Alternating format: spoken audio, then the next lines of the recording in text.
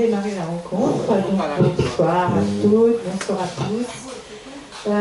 Merci d'être là ce soir pour l'avant-première du notre grand salon du livre de ce week-end, samedi après-midi et dimanche toute la journée, où nous allons donc recevoir tout un tas d'auteurs.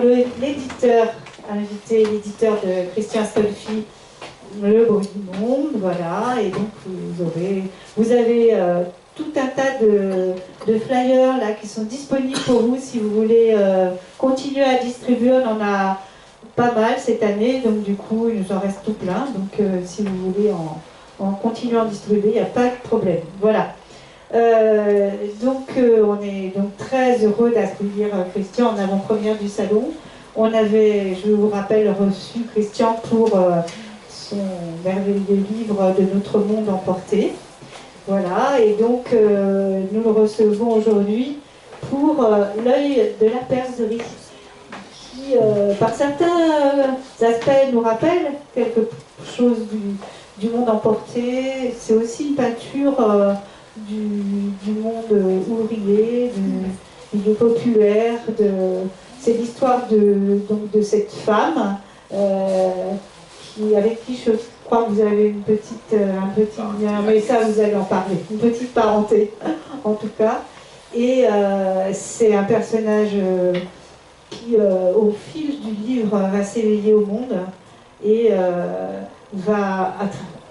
grâce aussi à l'amitié avec une femme qu'elle va rencontrer, et donc elles vont construire toutes les deux, elles vont se construire toutes les deux. Et c'est vraiment un très très beau livre sur l'amitié et comment on prend conscience de ces problèmes de classe et comment on peut lutter et comment on...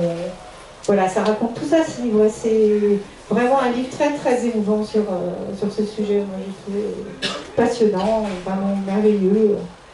Voilà. Et qui nous, moi, par plein de côtés, m'a rappelé de Notre Monde Emporté. En tout cas, merci beaucoup. Et puis, eh bien, on va lancer là. Bon, eh bien, merci. Merci Catherine et merci Christian d'être là. Effectivement, on garde tous un très bon souvenir de cette première rencontre à propos de Notre Monde Emporté qui marquait, c'est maintenant votre 5e roman, mais de Notre Monde Emporté marquait votre entrée, si je puis dire, aux éditions Le Bruit du Monde. Et c'est un roman dans lequel vous vous êtes vraiment pleinement exprimé, quoi, je trouve. Et celui-ci est tout à fait dans la même veine, tout à fait réussi. Moi, c'était un livre qui m'a beaucoup plu pour quelques raisons que je vais dire. D'abord, je ne dirai rien de son titre, L'œil de la perdrix, parce que ça vous le découvrirez en le lisant, enfin sauf si vous voulez le révéler, enfin c'est plus amusant. Non. Et c'est surtout un livre qui m'a plu, d'abord par son style qui est extrêmement poétique, on en donnera des exemples tout à l'heure, vraiment un style très travaillé, très littéraire, et alors ça c'est et surtout très fluide en plus, c'est-à-dire très sonore, très musical, mais très fluide, c'est-à-dire qu'il peut se lire vraiment sans... On ne peine pas, au contraire, on est dans l'enthousiasme, et ça c'est vraiment un grand plaisir. C'est aussi évidemment un livre, comme l'a dit Catherine, sur un regard jeté sur la vie un peu secrète des femmes et de femmes qui par leur l'amitié, puis par ce qui leur arrive dans le livre, vont se diriger vers une certaine émancipation. Et c'est aussi l'histoire, enfin la grande histoire, racontée à travers une histoire intime, puisque on traverse l'héroïne est née en 1903 et on la suit presque sur tout le siècle avec les divers événements historiques. Et voilà, bon, donc c'est surtout de la grande littérature. Alors, j'aimerais vous poser une question préalable, en fait, que je n'avais pas prévue, mais qui est justement sur ce mot de littérature. Qu'est-ce que c'est qu'est-ce que c'est pour vous qui fait la qualité, l'intérêt de la littérature, par exemple, dans le roman? Est-ce que c'est uniquement, par exemple, le style, puisque je disais à l'instant aussi très travaillé, très poétique? Est-ce que c'est ce qui est raconté, le fond, ou alors est-ce que c'est tout simplement l'alliance de tous ces éléments? Qu'est-ce qui fait littérature? Enfin, en tout cas, à mes yeux, moi, quand je suis lecteur, je rentre par la forme. Et je ne suis pas spécialement attiré sur la quatrième couverture par l'histoire qu'on va me présenter. J'ouvre toujours le livre, enfin, après chacun est lecteur et lectrice comme il l'entend, et je veux être saisi assez rapidement par la forme. Donc, dans mon esprit, ce que je recherche, c'est élaborer une forme qui fait jaillir le fond. Et donc, il y a une association finalement entre les deux. Et quand je suis lecteur, si la forme me tient, je pense qu'on peut me présenter, quel que soit le fond.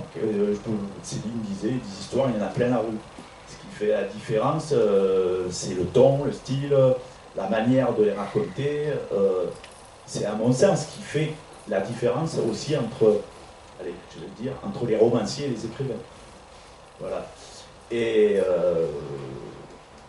donc, ce que j'essaie de faire, c'est effectivement de travailler beaucoup la forme, pas nécessairement en la complexifiant, au contraire, en la simplifiant, en allant vers le plus simple, peut-être avec des outils syntaxiques particuliers qui, petit à petit, j'ai construit au fil de l'écriture, des tentatives, des processus de narration, l'utilisation de certains temps plutôt que d'autres, voilà, sur la temporalité aussi, comment on alterne entre le passé et le présent.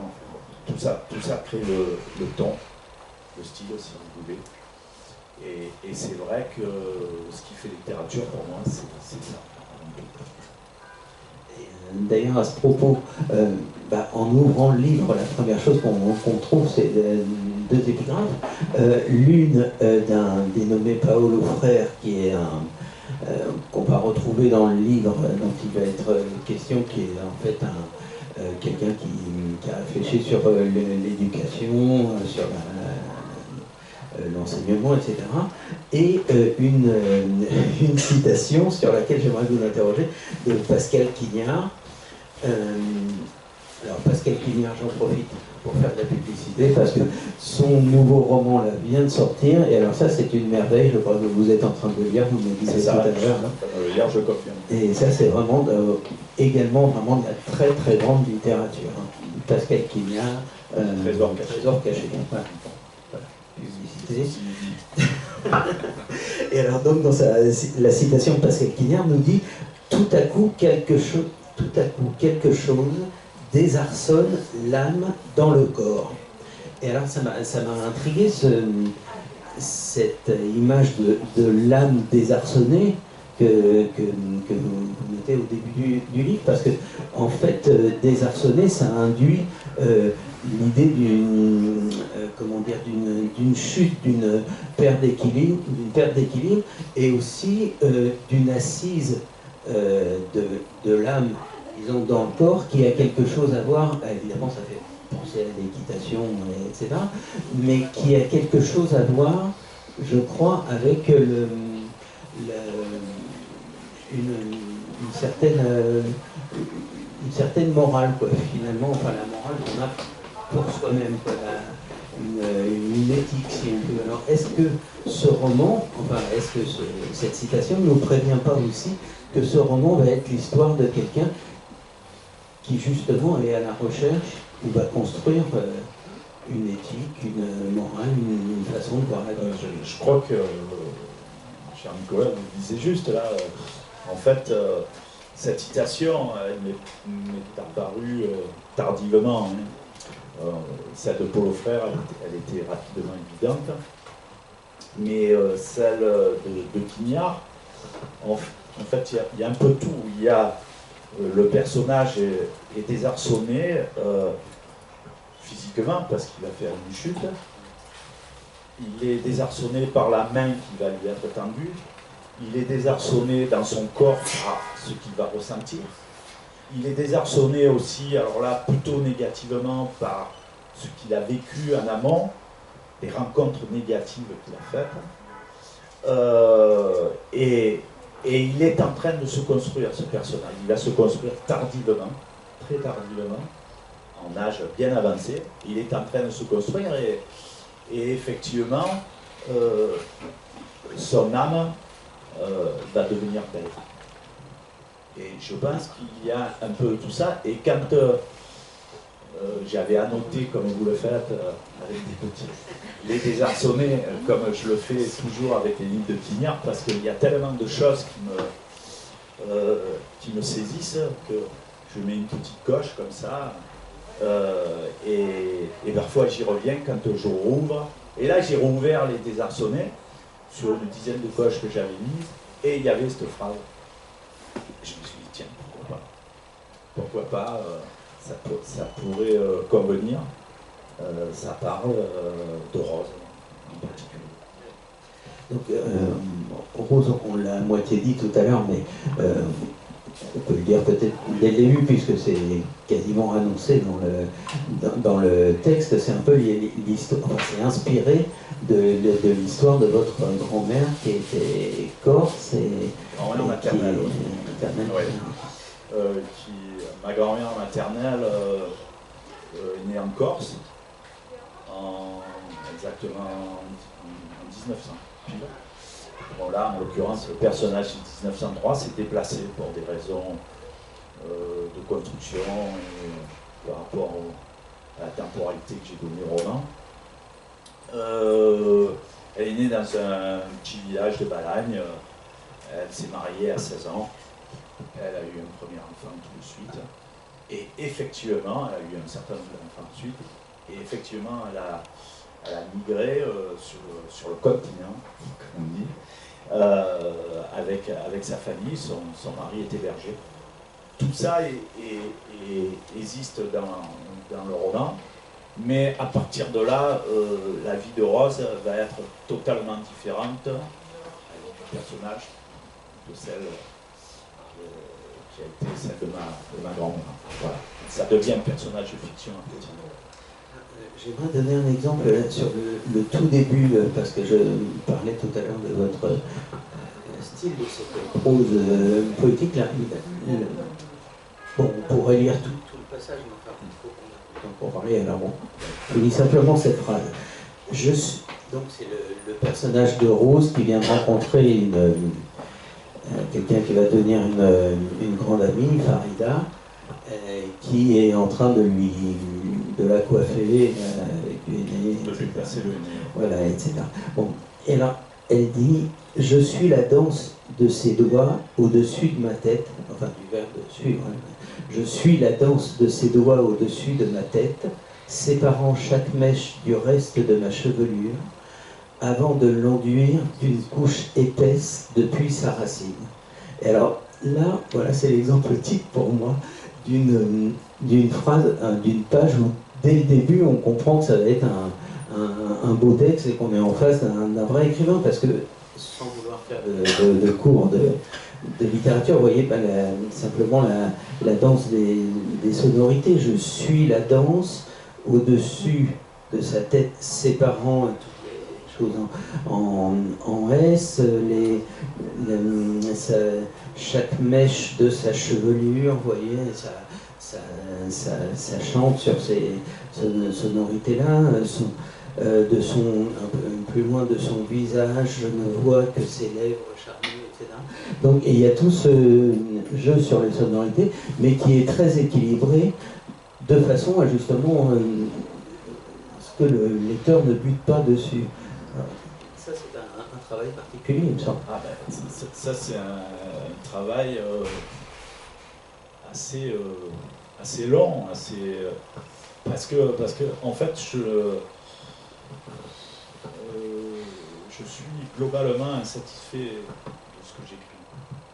Mais à un moment donné, il faut s'arrêter, parce que épuiser la phrase, finalement, ça vous épuise vous-même, et parfois on ne l'enrichit pas nécessairement. Donc, j'y reviens de nombreuses fois. Il m'arrive de passer une demi-heure sur deux phrases.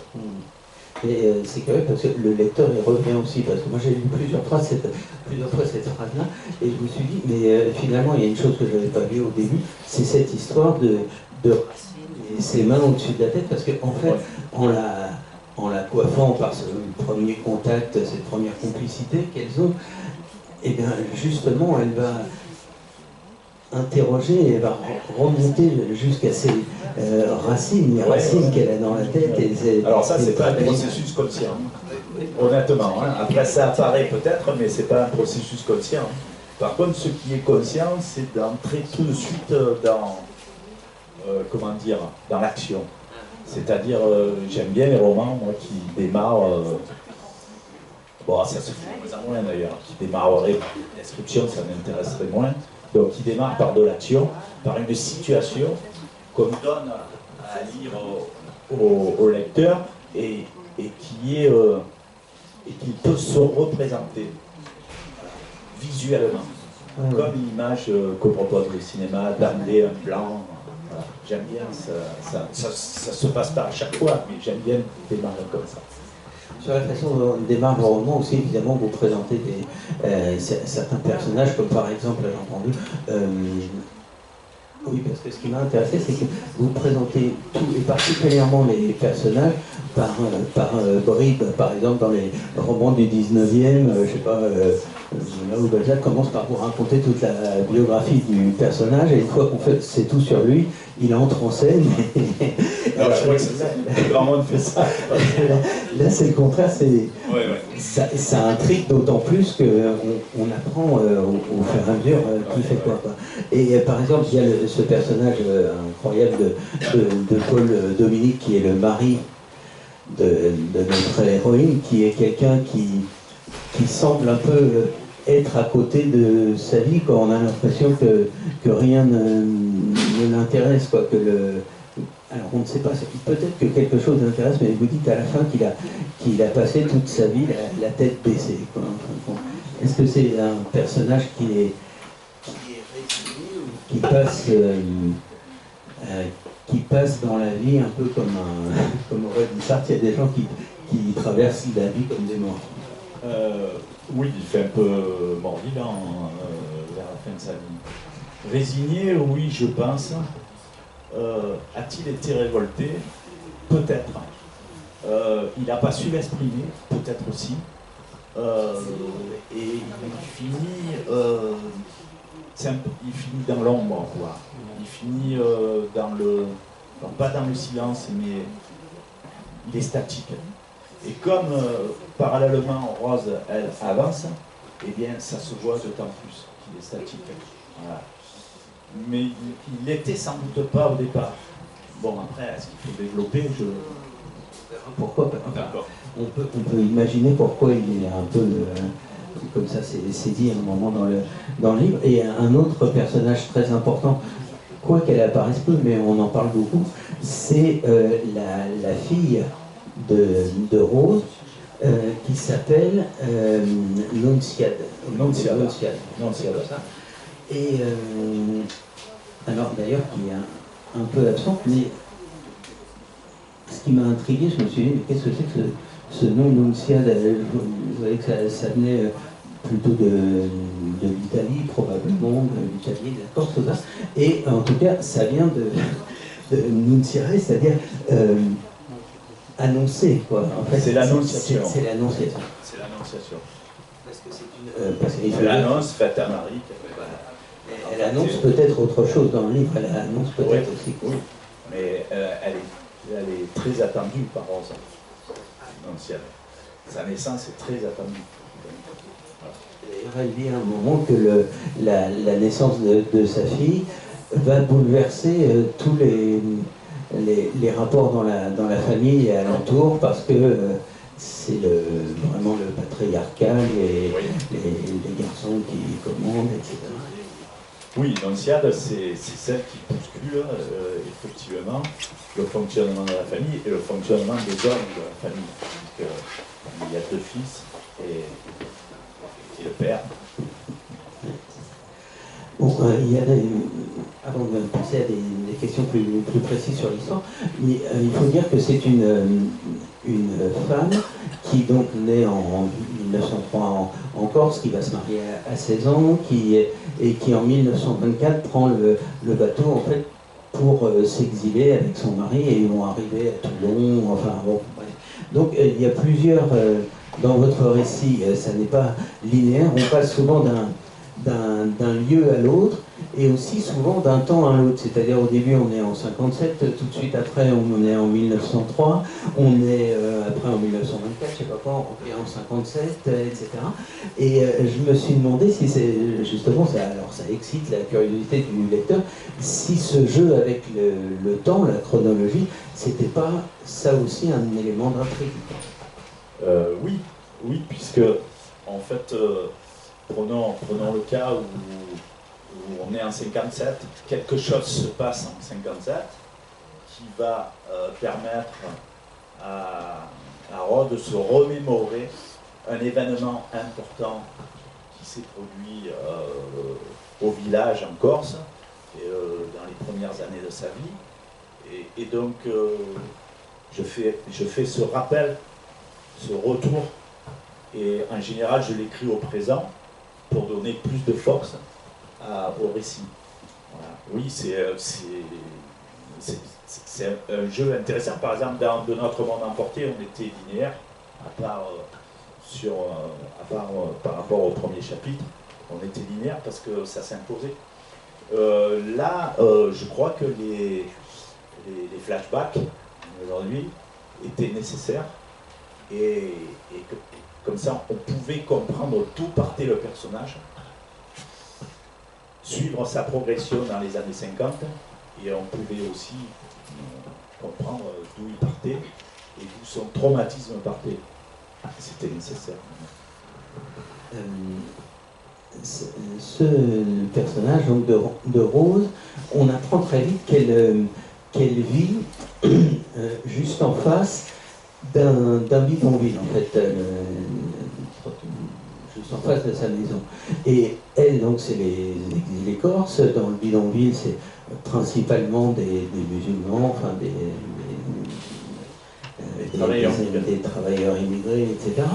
Et ce bidonville, dont on parlait très bien, d'ailleurs on pourra peut-être lire un passage tout à l'heure, oui, est comme une frontière sociale, quoi. Il y a une frontière physique et la frontière sociale, où d'ailleurs au tout début elle dit que pour nous les femmes musulmanes, elles se ressemblent toutes, on n'arrive pas à faire la différence parce que c'est l'inconnu et qu'elles se fréquentent, c'est deux mondes qui ne se fréquentent pas du tout.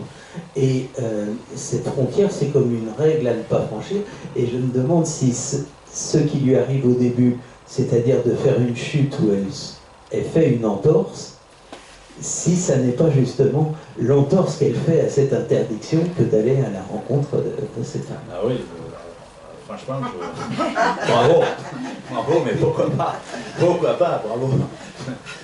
Il est redoutable. Oui, bon, je prends cette explication, je la prends. Je la fais pas mienne, mais bon, je vais pas à la prochaine librairie dire en fait l'entorse. Mais on peut raconter, c'est fou la façon dont un lecteur peut vous remplir de ce qu'il comprend, de ce qu'il saisit. Oui, c'est Nicolas aussi, c'est pas n'importe quel lecteur, mais en fait, pour en revenir au bidonville, c'est une enclave en fait, une enclave fermée où les gens qui sont là sont relégués. En l'occurrence, c'est les travailleurs immigrés, essentiellement venant de l'Algérie française, de la Tunisie, parce que là, à ce moment-là, on est encore avec l'Algérie française. Et Rose habite en bordure. Et donc, les gens qui sont à l'intérieur, elle ne les connaît pas. Et quand elle dit pour nous, ils se ressemblent tous, c'est du racisme ordinaire. Le racisme ordinaire qu'on connaît aujourd'hui, où on stigmatise simplement à partir d'une couleur, d'une façon de s'habiller, d'une façon d'être. Et c'est l'entorse qu'elle va faire, c'est qu'elle va, grâce à Farida, elle va arriver à dépasser ça assez rapidement d'ailleurs. Je vous propose, si vous êtes d'accord, de nous lire un passage justement qui évoque, qui est une très belle description. Là encore, vous pourrez profiter vraiment du plaisir du texte.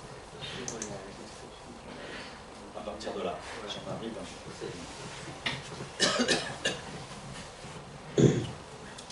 Oui, alors là, il faut situer, non le moment, non, pas besoin. Ouais, parce que bon, alors, en fait, elle est entrée dans le bidonville parce qu'elle a mis un moment avant d'y entrer, de s'autoriser et d'avoir l'autorisation d'y entrer. Alors, elle est dans le bidonville. J'en arrive presque à oublier la violence du lieu. Ces constructions de briques et de brocs, ces toits de tôle posés comme des ailes mortes, ces meubles à la gueule cassée récupérés aux encombrants, ces objets et ustensiles trouvés en farfouillant dans les décharges, ce sol encore raviné par les pluies de mars, cette chaleur écrasante, sans l'ombre d'un arbre sous lequel se réfugier, cette poussière levée par les pas incessants et les courses répétées des plus jeunes, masques déposés sur la peau des visages. Je pense à ce que vivre là nécessite d'efforts et de sacrifices. Aller chercher de l'eau à l'unique fontaine, se laver dans ces bassines en fer blanc qui servent à tout, la vaisselle, le ménage, la blanchisserie, déféquer dans une cabane dressée au-dessus d'un trou. Puis mes yeux reviennent sur ces femmes, Farida en figure de proue, leur présence lumineuse à côté desquelles je me tiens debout, comme si je venais de chuter une seconde fois et qu'elle m'avait à nouveau aidé à me relever. Merci. Très beau, et de là va se nouer une grande amitié entre elles, mais une amitié où elles vont d'abord se guetter un peu. C'est ça qui est très émouvant dans la façon dont elles guettent un peu leur passage. Elles se cherchent, mais sans trop se chercher. On voit du côté de Rose que c'est presque comme un premier luxe pour elle d'avoir une amie, c'est-à-dire quelqu'un vraiment à elle, quoi, pour penser à elle et pour penser à d'autres choses. Et ce qui est également très beau, dont vous parlez très bien, ce sont toutes les précautions de langage qu'elles prennent pour ne pas se heurter, ne pas s'apprivoiser en quelque sorte. Elle s'apprivoise, c'est le mot. Et finalement, je me suis dit, mais cette amitié, elle nous est racontée d'abord aussi fort qu'un sentiment amoureux, et même parfois dans le langage du sentiment amoureux, parce que il y a des scènes qui sont très, c'est suggéré évidemment, mais qui sont d'une certaine façon très sensuelles entre elles, et aussi des moments un peu de jalousie, des choses comme ça. Et par exemple, vous les faites se donner rendez-vous souvent au bord d'une rivière qui s'appelle la rivière des amoureux. Alors par exemple, on a ce sentiment de l'amitié qui est peut-être aussi fort que le sentiment de l'amour. Oui, je pense que les concernant, alors déjà, ce sentiment est très fort. On peut l'apparenter à un sentiment amoureux, mais sans que ça bascule sur quelque chose de sexuel, évidemment. En fait, elles vont se reconnaître mutuellement, s'apprivoiser, et ça va d'abord passer par le langage du corps. Ce que je montre, ce que tu montres, ce que je reçois de toi, avant le langage des mots. Et elles vont partager ensemble des choses très simples de la vie, se promener ensemble, aller au bord de cette rivière qui existe réellement, et qui s'appelle réellement la rivière des amoureux, à Toulon, dans ce quartier. Et tout ça, ça va se construire. Elles vont faire la cuisine ensemble, elles vont se rendre au marché ensemble, aller au fripier ensemble. Des choses qui sont à elles et qui ne se partagent avec personne d'autre. Et en particulier, pas avec les hommes. Et ça va construire petit à petit leur rapport d'amitié, qui va être profond, avant qu'elles puissent poser des mots sur ce que revêt leur amitié. Et je pense que dans une amitié profonde, mais y compris entre deux hommes, on se reconnaît d'abord de cette façon. Je pense qu'aujourd'hui, il est proposé des amitiés superficielles, par les réseaux sociaux par exemple, et qu'une amitié profonde, c'est d'abord des silences qui la construisent. Voilà. Et donc c'est ça ce qui se passe entre les deux. Il y a d'ailleurs, par exemple, vous parliez du monde des hommes, j'avais noté qu'il y avait un horizon, disons, sur un autre roman qui est celui des fils et des frères, etc., qui eux partent toujours et sont plutôt du côté de l'histoire, quoi. C'est un peu ce qui échappe à l'intime, c'est ce sur quoi elles n'ont pas de prise directement, quoi. Ah oui. Vous faites référence aux frères de Farida? Voilà, par exemple, le frère de Farida, ou même c'est les deux fils qui... Les deux fils, oui. Bon, enfin, mais restons sur cette affaire de langage qui m'intéresse, parce que vous dites langage du corps, mais aussi il va y avoir un autre apprentissage du langage. Et alors moi, une chose que j'ai trouvé formidable dans ce livre, qui était déjà un peu présent d'ailleurs dans le précédent, c'est l'éloge et le portrait parallèle, si je puis dire, de la télé et de la radio. Parce que dans les années 50, la télé, vous dites, rentre par effraction dans leur logis, c'est la télé qui regarde son mari à longueur jusqu'à la fin du programme. Et elle, c'est la radio. Or, la radio, on peut dire que, en quelque sorte, d'abord, il y a quelque chose de plus intime, il y a plus d'imagination dans la radio, et que c'est finalement son premier rapport avec la saveur des mots et la saveur des sons, par exemple par les chansons et par les émissions. Oui, c'est ça. Ben, en fait, c'est deux mondes à travers deux outils qui s'opposent. Vous l'avez dit, quand la télé débarque dans les années 50 dans les foyers, tout le monde est capté et on n'est pas assis devant. La radio, moi je me souviens chez moi, ma mère écoutait essentiellement la radio et elle portait un regard dessus beaucoup plus imaginatif.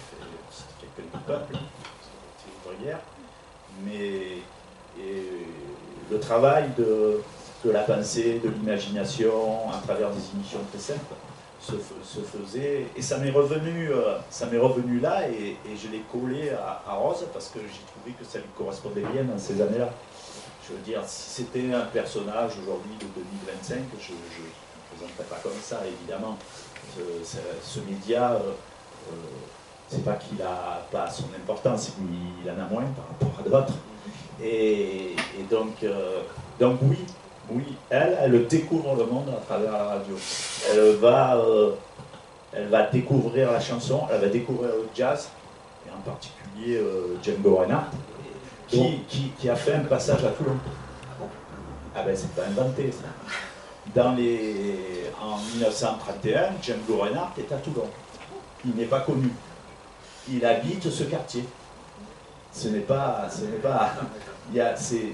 fait historique, mais il n'est pas connu, et très vite il va être connu. 1 ou 2 ans après, il n'est plus à Toulon.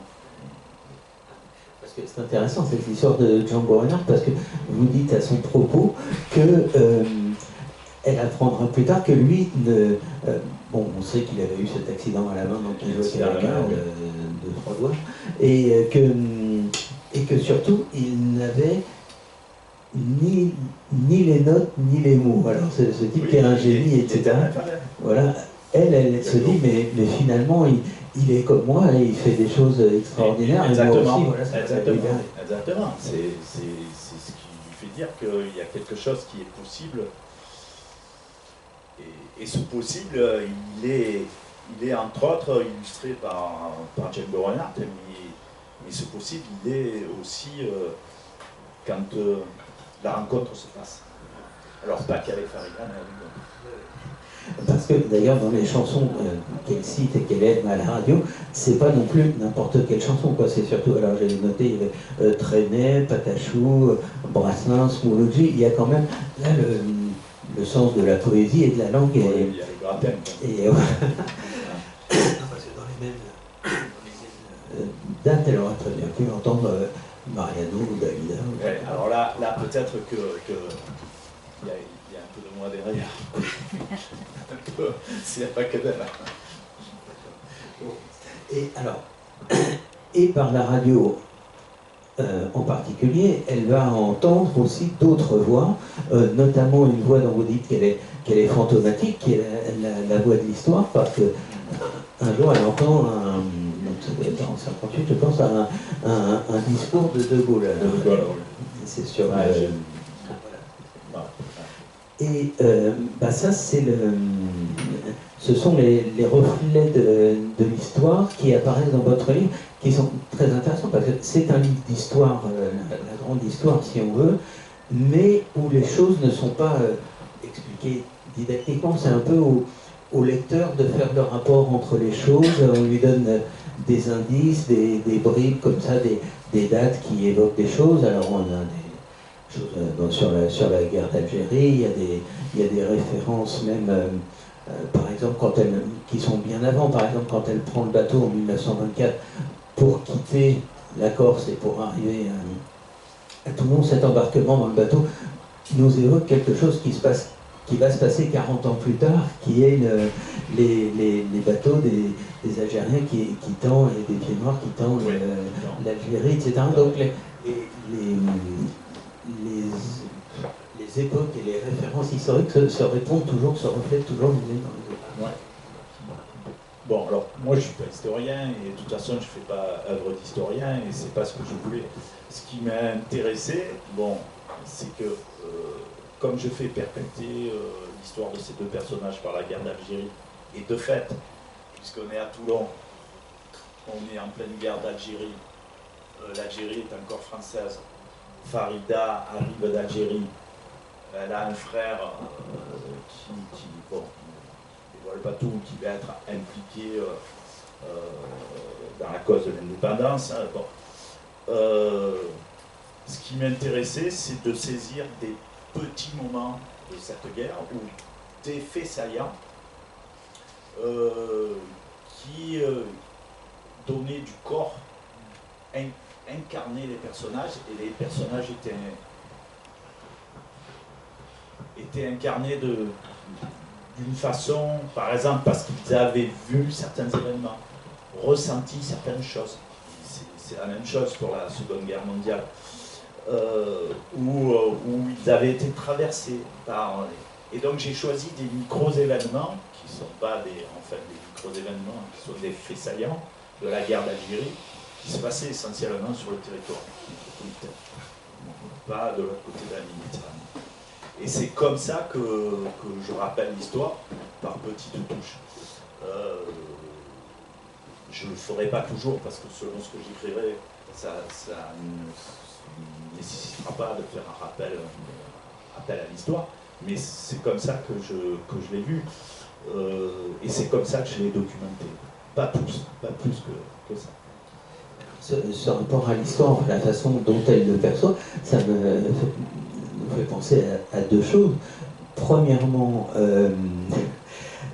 que l'histoire intime est souvent fixée par le fait qu'elle est liée à la mémoire d'un mouvement historique. Par exemple, le jour où elle arrive, parce qu'elle va essayer de s'alphabétiser, etc. Et le jour où elle s'aperçoit qu'elle sait lire, vraiment il y a un événement historique qui se passe ce jour-là, les deux se... Et l'autre chose, c'est qu'à travers la radio et les discussions qu'elle peut avoir avec diverses personnes, notamment dans l'endroit où elle va suivre ses cours d'alphabétisation, c'est qu'il y a deux voix discordantes. Il y a la voix de l'information officielle et de l'histoire officielle, et la voix des témoins. Des témoins, des militants qui participent à cette émancipation. Puisque, bon, après Farida, je ne sais pas, peut-être vous allez en parler, elle va avoir une trajectoire d'émancipation, on va dire, plus intellectuelle. Alors justement, c'est ma question. C'est qu'elle s'aperçoit que puisqu'elle ne sait pas lire ni écrire, que cette méconnaissance la maintient à la marge du monde, et elle est amenée justement par son amie Farida à être, enfin, lui propose de rejoindre le groupe d'apprentissage qu'elle suit. Et là, c'est tout à fait... enfin, vous voulez en parler peut-être, mais c'est tout à fait émouvant, parce qu'en fait, on va se retrouver avec un groupe de femmes qui non seulement vont apprendre quelque chose, mais vont se parler entre elles, vont communiquer, vont inventer une solidarité. Oui. En fait, c'est la méthode qui est utilisée par l'homme, en l'occurrence Pierre, qui alphabétise ces femmes. C'est une méthode... bon, j'ai cité Paulo Freire. Alors, pour situer Paulo Freire, je ne sais pas si vous savez qui c'était. Bon, c'était un pédagogue, aussi sociologue brésilien, dans les années 50-60, qui avait travaillé sur l'alphabétisation au Brésil des paysans, pour en fait les faire sortir peu à peu de l'oppression des grands propriétaires terriens. Et son idée, c'était de passer, comme dans les modes d'éducation nouvelle de Freinet, de Crowley, Montessori, par le vécu. Donc il les faisait produire sur le vécu. Et sa grande idée, entre autres, c'était de les sortir de l'oppression sans qu'ils deviennent un jour des oppresseurs. Je pense que l'éducation, les modèles éducatifs aujourd'hui sont éloignés de ça. Mais bon, je referme la parenthèse, mais moi ça m'intéressait beaucoup, parce que j'ai travaillé longtemps dans l'éducation. Et donc je voulais sans doute venir à cette idée et la mettre comme ça en germe. Peut-être j'y reviendrai. Et donc, en mettant en scène ce personnage de Pierre, en amenant ces femmes à s'alphabétiser, il crée entre elles une conscience collective et donc une solidarité. Et donc il les rend plus fortes et plus à même de vivre dans le monde des hommes. Et c'est un peu cette idée-là. Quelque chose d'ailleurs sur les voix, bon, il y aurait beaucoup de choses à dire sur les différentes voix de ce livre, mais le savoir entendre, au sens à la fois entendre et comprendre, c'est aussi ça passe notamment par le savoir écrire, le savoir discuter, etc. Et je me suis demandé, sur un point de vue tout à fait, enfin, plus personnel, si en écrivant ce livre, vous-même, vous ne vous mettiez pas dans la peau, si je puis dire, de la voix de votre grand-mère, enfin d'imaginer, de faire rentrer une voix qui est une autre que la vôtre dans le livre. Oui, j'avoue que je l'ai abandonné en chemin, ma grand-mère, dans cette histoire. Je me posais la question il n'y a pas longtemps d'ailleurs, je me disais, parce que j'ai vu qu'il y a quand même beaucoup de livres qui ont été produits à la rentrée littéraire et à cette rentrée de janvier, autour de la famille. J'ai vu que beaucoup d'auteurs, d'autrices qui son père, qui ses grands-parents, qui ses... Et je me suis dit que moi, en fait, j'ai jamais eu cette intention de raconter l'histoire stricte de ma grand-mère maternelle. J'ai trouvé beaucoup plus intéressant de la sortir de son cadre et d'aller vers quelque chose, vers lui donner une seconde vie, une autre vie que la sienne. Et c'est vrai que là, j'ai pris sa voix. Je me suis autorisé à prendre sa voix. On m'a posé cette question, pourquoi vous avez pris la voix d'une femme, vous en tant qu'homme? Eh bien, parce que justement, je la connaissais bien, cette femme, et j'ai voulu la mener vers un ailleurs. Donc elle résonnait en moi. J'avais peut-être quelque chose à racheter vis-à-vis d'elle, hein, puisqu'elle m'avait donné, jusqu'à ce qu'elle meure, énormément d'amour. Et qu'on est assez égoïste quand on est enfant et adolescent. On prend, on ne donne pas beaucoup. Et donc c'est peut-être une façon de lui rendre quelque chose. Mais même si ça n'est pas strictement, évidemment, pendant tout le livre, le portrait de votre grand-mère, c'est un personnage, hein, ça montre bien que le livre redonne, ce qu'il raconte redonne voix à des gens, à des femmes qui n'avaient pas, qui n'avaient pas droit au chapitre. Non, oui, exactement. Là, en l'occurrence, c'était quelqu'un qui était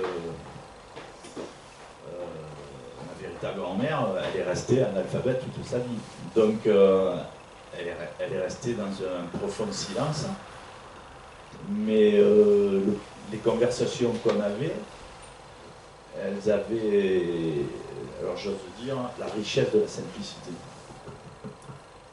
Et partant de là, aujourd'hui, il y a des images qui me reviennent, des souvenirs qui me reviennent à une vitesse folle quand je pense à elle.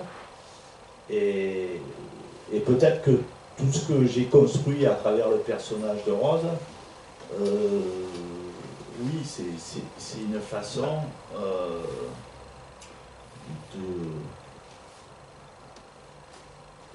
d'empêcher la destruction de son image. Je crois que c'est un peu aussi pour ça que j'écris. Pour que ne commence pas la destruction. C'est-à-dire l'oubli. D'ailleurs, vous dites à un moment que avant qu'elle entre dans ce groupe, etc., qu'elle avait fermé l'oreille au bruit du monde.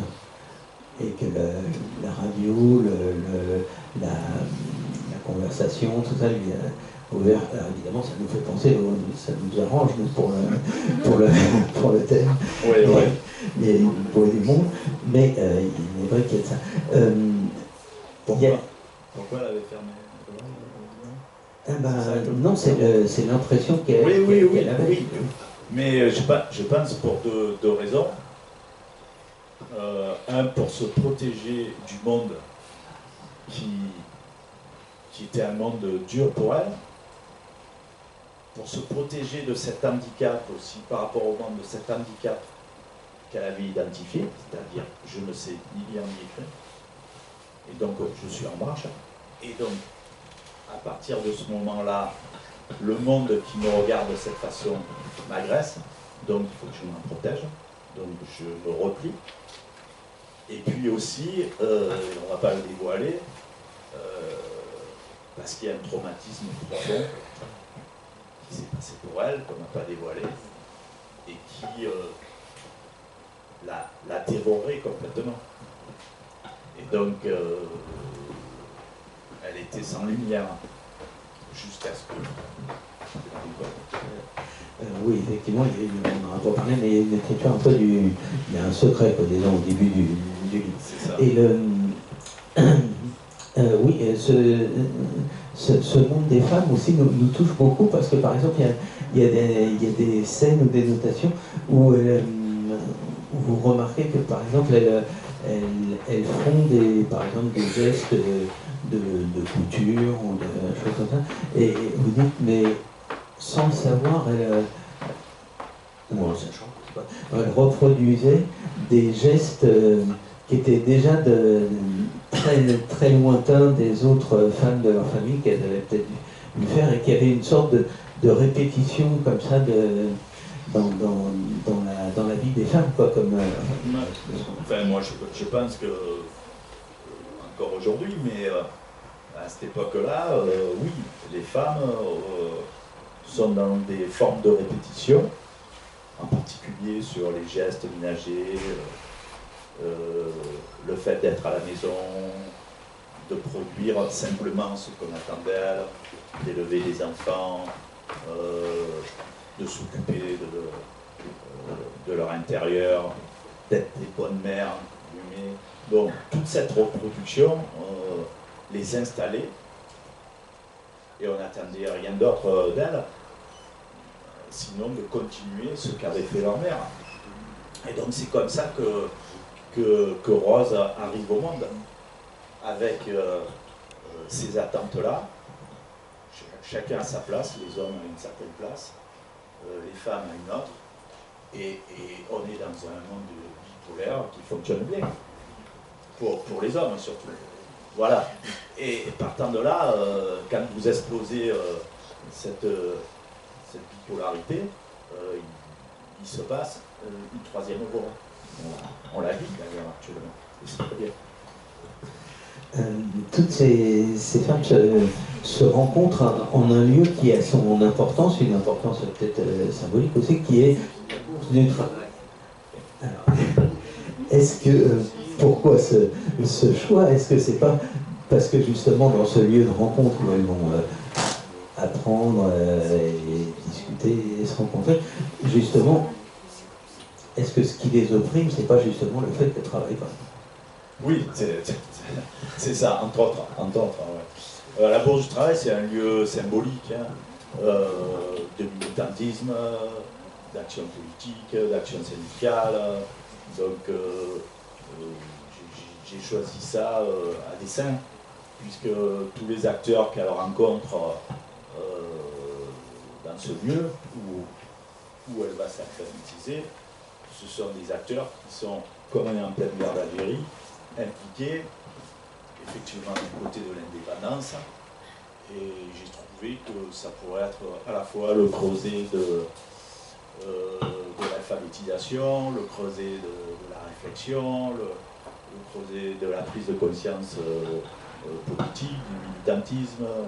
Donc j'ai trouvé que c'était une bonne synthèse pour... D'ailleurs, on trouve, par exemple, Pierre, là, qui leur rencontre, c'est quelqu'un qui a une figure assez typique, disons, de cette époque, quelqu'un qui est sorti de la traîtrise, disons, ouais. Enfin, qui en a été sorti parce qu'il était adhérent au PC. C'est ça. Il y a un autre personnage dans le même genre qu'on verra plus tard, qui lui était un prêtre ouvrier, enfin bon. Et mais disons, ils ne font pas de la, si je puis dire, ils ne font pas du tout de la propagande directe. C'est plutôt elle qui finit par s'intéresser à ce qu'ils font, quoi, finalement. Oui, à partir du moment où elle va savoir lire, écrire, elle a sans doute une boulimie, elle veut apprendre, donc elle va s'intéresser au... Alors ça commence par les tracts qui sont publiés là, et puis ensuite les journaux, c'est essentiellement des journaux militants qui défendent la cause algérienne, le FLN, qui militent pour les soldats du refus, enfin, bon, tout ce qui se passait dans cette époque. Et c'est une façon de poursuivre sa compréhension et sa connaissance du monde, et en particulier de cet univers-là, autour de la guerre d'Algérie. Et une façon aussi pour elle de multiplier les lectures. Elle est accompagnée aussi vers des lectures littéraires qui vont lui permettre de grandir encore plus sur le plan intellectuel. Alors d'ailleurs, ces lectures, là, ça m'a fait penser, parce que ce sont des livres, par exemple, comme Les Misérables, Germinal, la peste, des poèmes de la résistance d'Éluard, d'Esnos, et un livre d'ailleurs que je n'ai pas lu, mais c'est un auteur que j'adore pourtant, Louis Guillot, Compagnon, voilà. c'est un petit livre. Et qu'est-ce que je veux dire? Oui, ça m'a rappelé qu'il y avait une collection à cette époque-là qui s'appelait Les classiques du peuple. Et alors c'est exactement... je la connaissais. C'était des trucs qui étaient probablement édités par des éditions, des choses comme ça, mais qui avaient une grande importance parce que justement ça permettait aux gens, aux ouvriers, aux gens du peuple, etc., c'était distribué, je ne sais pas quand, avec des trucs comme ça, les grands textes de la littérature. Et bon, bref. Et oui, tout ça pour dire que voilà, ce livre est aussi un éloge de la littérature, d'un patrimoine qui est à transmettre, qui est à défendre aussi. Et là, je crois que c'est une idée à laquelle vous êtes très attaché, et qui n'est pas réservée du tout, comme souvent les gens le croient, à une élite ou à des gens cultivés ou je sais pas quoi, mais que ça doit être quelque chose pour tous, quoi. Mais évidemment, et pas que la littérature, par exemple la musique. Alors moi, je l'ai dit dans De Notre Monde Emporté, j'en suis servi dans De Notre Monde Emporté. Moi j'avais un papa par exemple qui lisait pas beaucoup, mais par contre qui avait été éduqué à écouter de l'opéra. Et pourtant, c'était un ouvrier, et toute sa famille l'était, mais à l'époque, c'était pas un art bourgeois autant que maintenant, l'opéra par exemple. Et ils allaient à l'opéra. Et ça aurait pu être la même chose pour la littérature. Ça l'était pas, mais dans le cas de la famille.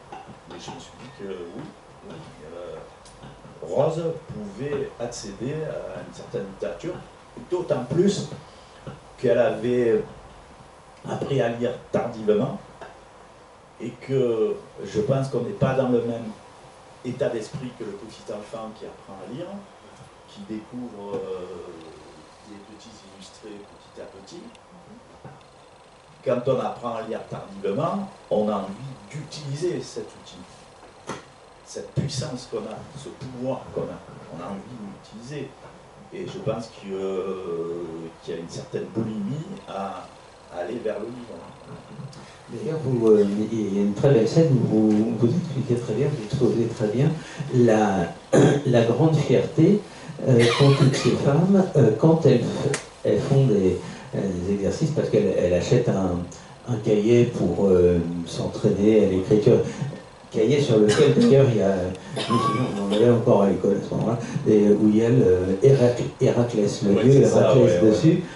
Héraclès qui, normalement, est le dieu qui détourne du mal et qui protège les hommes.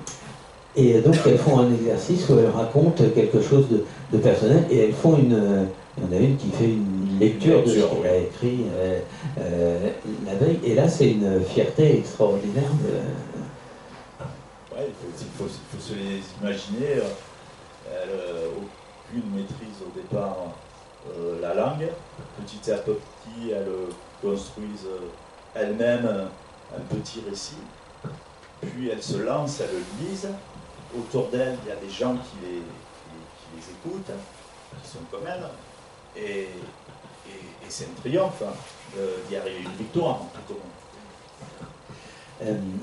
À propos d'ailleurs de cet apprentissage là, du langage, une page très intéressante sur l'éducation et la pédagogie. Alors est-ce que c'est la même chose? Vous avez parlé du plaisir d'apprendre, d'apprendre sur l'expérience, sur le plaisir. Et le personnage de Pierre lui dit, là, je cite les deux phrases parce qu'elles sont vraiment limpides et vraiment très, très importantes. La lecture et l'écriture ne peuvent pas être des outils culturels de domination.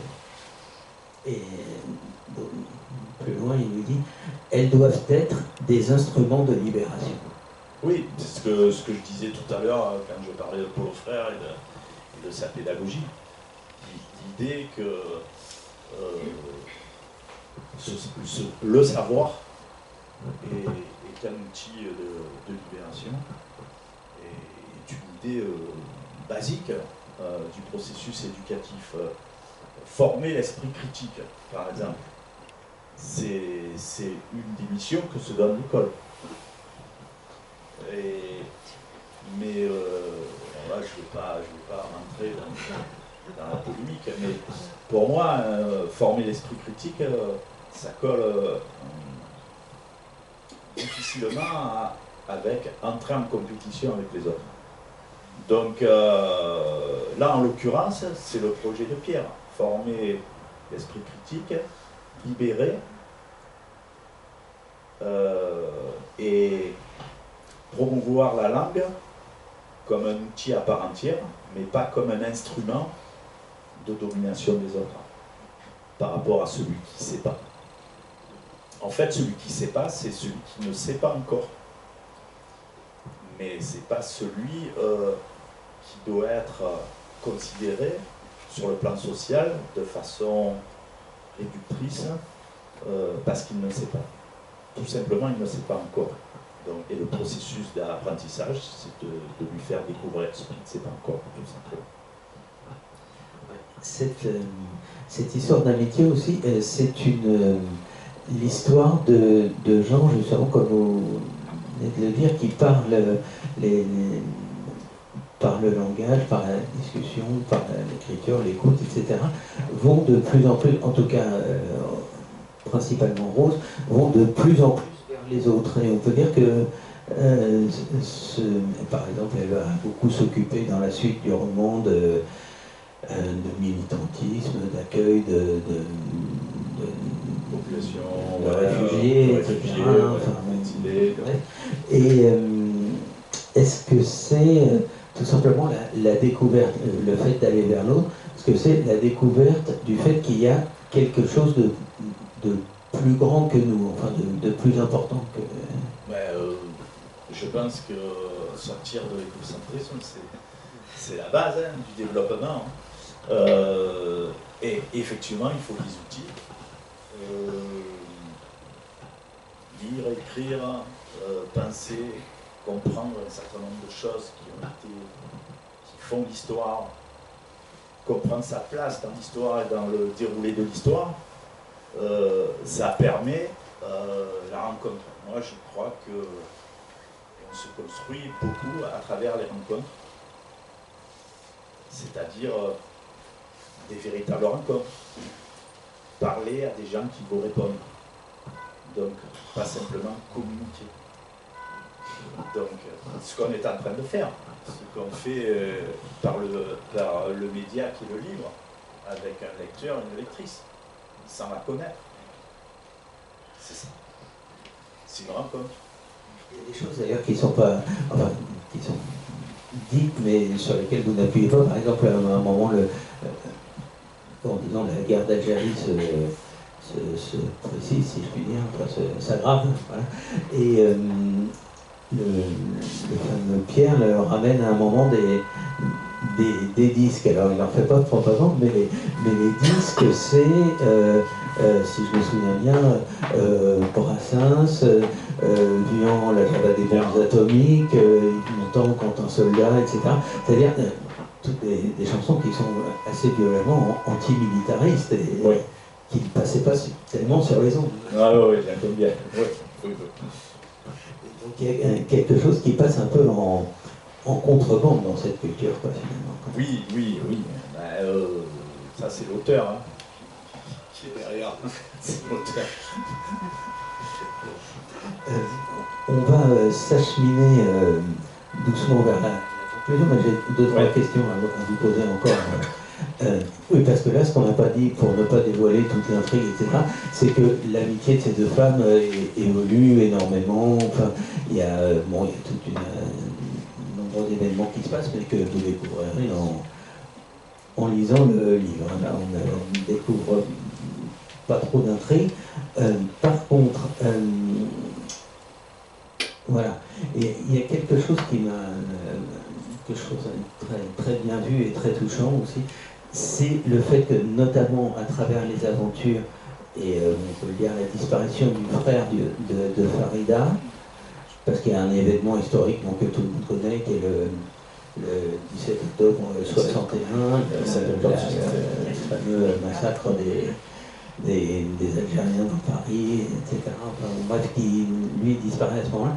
Vous dites qu'il y a une voix qu'on perd finalement, c'est la voix de tous ceux qui ont été avalés par la gueule de l'histoire. Je dis ça. Ouais.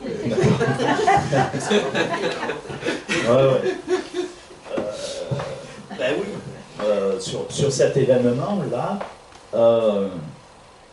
comme on va passer en pertes et profits, finalement, ça a été recensé 200 ou 300 morts, en fait disparus.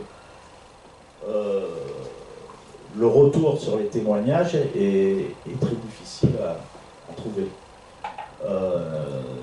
Donc, ils sont... C'est terrible d'être... c'est pire que de tomber à la guerre. À la guerre, quand vous tombez, on vous identifiait. Il y avait une façon de vous identifier. On avait une plaque,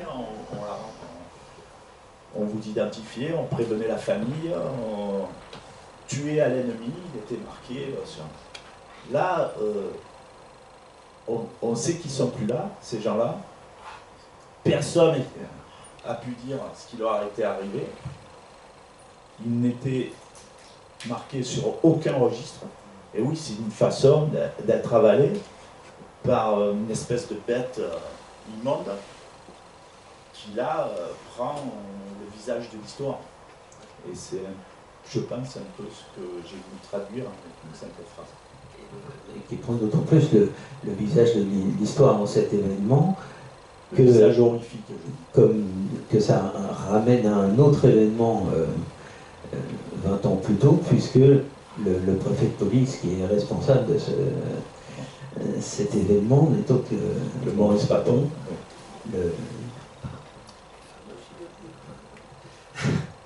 qui avait déjà commis des atrocités pendant la révolution. Bon.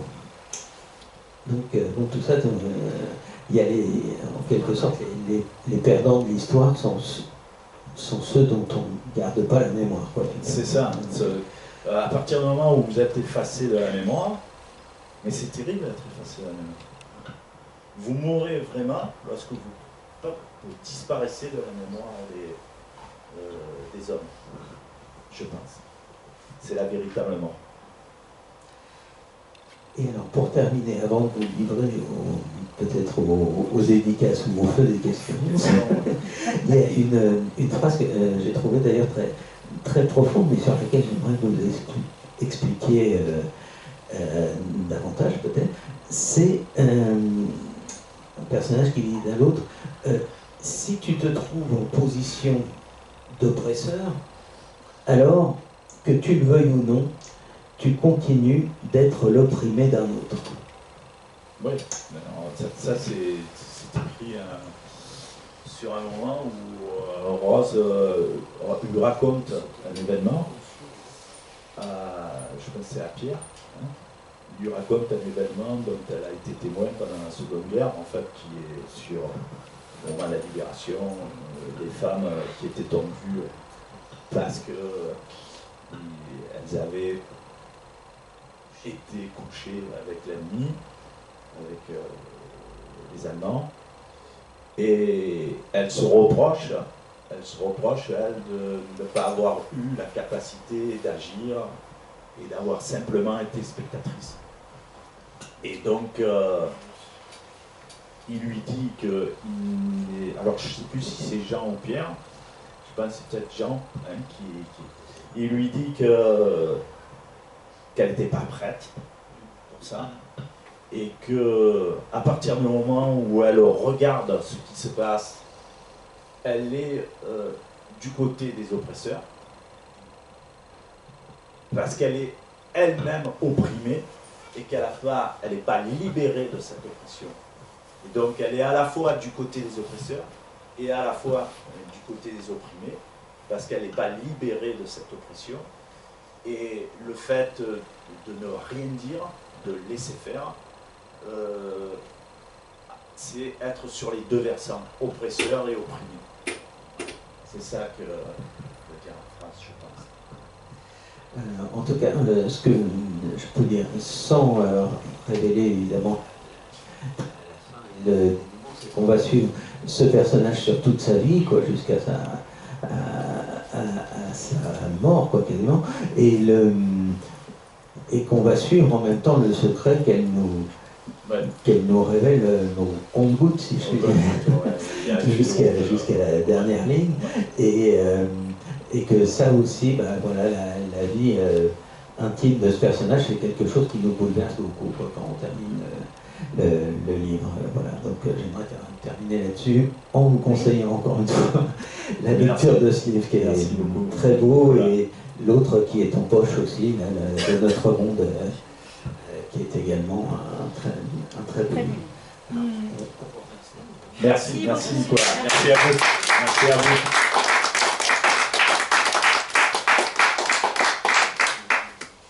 Bon, si vous voulez...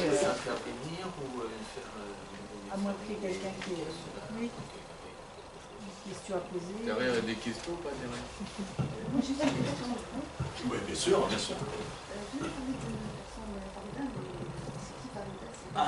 Ah, d'accord. Ah oui, qui est Farida. Qui est Farida? Voilà, donc j'ai dit que Farida, Farida c'est un personnage de fiction total, je l'ai inventé. Mais alors, juste situé, mais après ça se découvrira en lisant le livre. Farida, elle arrive d'Algérie française. Elle arrive de la ville de Gardaïa. Je ne sais pas si vous connaissez Gardaïa. Voilà, bon, voilà, vous êtes algérien. Donc Gardaïa, pour ceux qui ne connaissent pas, c'est au nord du Sahara, 600 km au sud d'Alger. Elle vient de là. Elle vient de là. Elle est berbère, elle n'est pas mozabite, parce que là, elle est mozabite. Elle est berbère et elle va suivre son mari, elle. Son mari est travailleur immigré. Il est installé à Toulon depuis 2 ou 3 ans. Et elle va arriver plus tardivement que Rose. Elle va arriver au milieu des années 50 à Toulon. Et elle va découvrir que son mari vit dans un bidonville. Un bidonville qui existait réellement dans ces années-là à Toulon. C'était une réalité. Il a existé dans les années 60 jusqu'au début des années 70 où il a été démantelé. Donc Farida, c'est cette femme que va rencontrer Rose et qui va aider Rose à se relever, puisqu'elle fait une chute, et qui ensuite va nouer amitié avec elle. Et ce que j'ai voulu, je le dis, c'est pas l'inverse, que ce ne soit pas Rose qui aide Farida, mais que ce soit bien Farida qui aide Rose. C'est ça qui est très fort dans leur livre. Ah oui, d'accord, merci. C'est qu'elle va chercher avec Farida justement le moyen de se sortir de sa condition. Exactement. Et ça, c'est vraiment extraordinaire. C'est-à-dire que je ne suis pas certain que Rose aurait tendu la main à Farida. Mais je suis persuadé que Farida, c'est la lumière. C'est la lumière de ce pays, l'Algérie. C'est la lumière du Sahara. Moi, je suis allé à Gardaïa. Je connais. J'y ai passé plusieurs jours, il y a longtemps, hein, dans les années 80, avant la guerre civile. Donc, je connais. Et Farida, ça veut dire l'unique. Oui, ça veut dire l'unique. Ouais, je l'ai choisi à dessein, le prénom. J'ai recherché, parce que je connaissais les prénoms. Rose va dans le bidonville, Oui. mais est-ce que Farida va chez Rose? Alors, au tout début, oui, elle rentre chez Rose puisqu'elle va l'aider, mais son mari n'est pas là. Son mari, Paul-Dominique, le mari de Rose, ne comprend pas très bien la relation qu'elle est en train de nouer, l'amitié avec elle. Il ne comprend plus grand-chose, mais là, il ne comprend pas très bien. Donc, elle va chez Rose, mais très fortuitement. Et puis ensuite, essentiellement, ça va se passer dans les villages. Une vie parallèle à celle de son mari, c'est-à-dire ils sont dans le même lieu, mais enfin ils ne se croisent pas beaucoup. Ils ne se croisent plus, voilà, c'est ça. Oui, c'est ça. Vous avez raison. En fait, il y a une vie parallèle et elles ne vont pas danser au même rythme. Comme j'ai dit tout à l'heure, il y en a une qui va stationner, l'autre qui va continuer. Et quand vous stationnez vis-à-vis d'une autre vie qui, elle, avance, en fait, vous reculez. Voilà, bah, si vous voulez... Vous avez d'autres questions? D'autres questions derrière? Non, c'est bon. Très bien. Si Merci, vous voulez aller merci faire beaucoup. dédicacer le livre, en tout cas, merci beaucoup. Merci. Merci beaucoup. Merci.